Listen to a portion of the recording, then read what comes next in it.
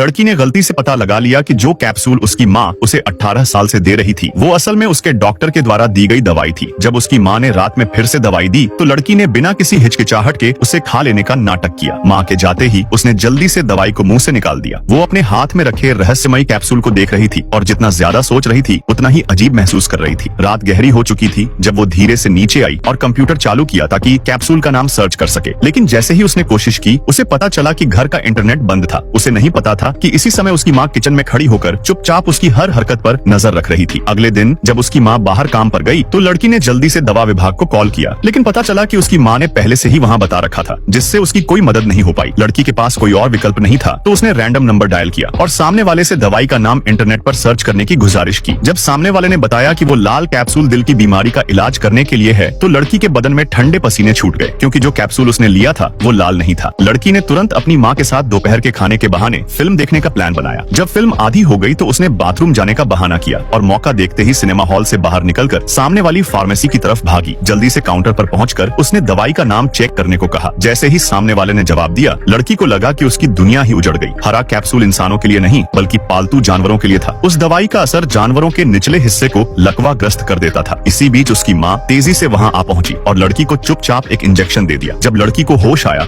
तो उसने टेबल पर खाना रखा देखा। वो तुरंत दरवाजा खोलने दौड़ी, लेकिन पाया कि दरवाजा बाहर से बंद था। जल्दी से चाबी उठाई और ताला खोलने की कोशिश की, लेकिन कुछ नहीं हुआ। उसे समझ आया कि दरवाजा बाहर से फंसा हुआ है। फिर उसने खिड़की खोली और बाहर झांका। उसने पहले खाना खाया ताकि थोड़ी ऊर्जा मिले, फिर मुंह में पानी भरा और अपने औजार लेकर खिड़की से बाहर निकल गई। धीरे धीरे रेंगते हुए वो अपनी माँ के कमरे तक पहुंची। पहले उसने सोल्डरिंग आयरन से कांच में छेद किया, फिर मुंह से पानी छिड़का जिससे कांच तुरंत टूट गया। लेकिन जैसे ही वो कमरे में घुसी अचानक उसका अस्थमा भड़क उठा।